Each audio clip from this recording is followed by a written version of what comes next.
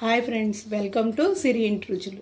ఈరోజు మనం త్వరగా 10 మినిట్స్లో స్వీట్ తయారు చేసుకోవడం ఎలానో చూద్దాం.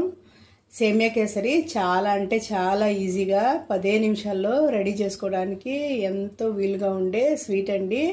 పిల్లలు కూడా పెద్దలు అందరూ చాలా ఇష్టంగా తినే స్వీట్ ఇది. ఇప్పుడు దీన్ని తయారు చేయడానికి ఏమేమి కావాలో చూద్దాం. ముందుగా సేమియా, పంచదార, నెయ్యి, ఎలాచి, కిస్మిస్ అండ్ జీడిపప్పు మనం తీసుకుందాం. ఇప్పుడు స్టవ్ ఆన్ చేసుకొని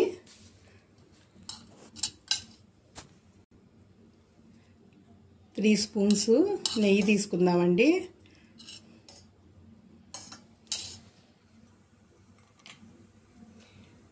జీడిపప్పుని ముందుగా మనం ఫ్రై చేసుకుందామండి.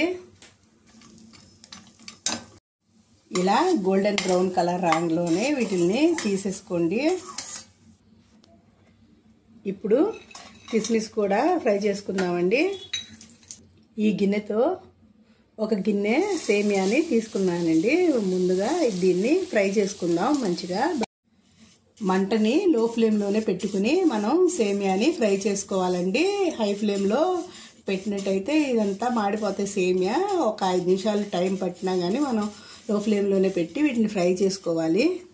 చూసారు కదండి, ఇలా గోల్డెన్ బ్రౌన్ కలర్ వచ్చే వరకు మనం సేమియాల్ని వేయించుకోవాలండి. ఇప్పుడు వీటిని ఒక ప్లేట్లోకి షిఫ్ట్ చేసుకుందాం. ఇప్పుడు మనం ఏ కప్పుతో అయితే సేమియా తీసుకున్నామో అదే కప్పుతోటి 2 కప్పుల వాటర్ తీసుకున్నామండి. దీన్ని హై ఫ్లేమ్లో మరిగించుకుందాం.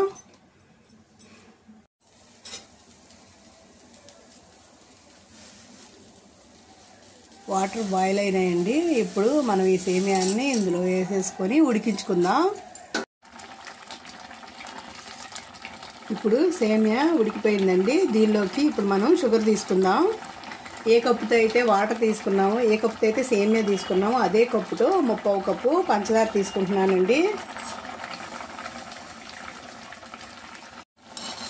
ఇప్పుడు దీనిలోకి మనం ఒక 4 స్పూన్ల నెయ్యి వేసుకుందామండి.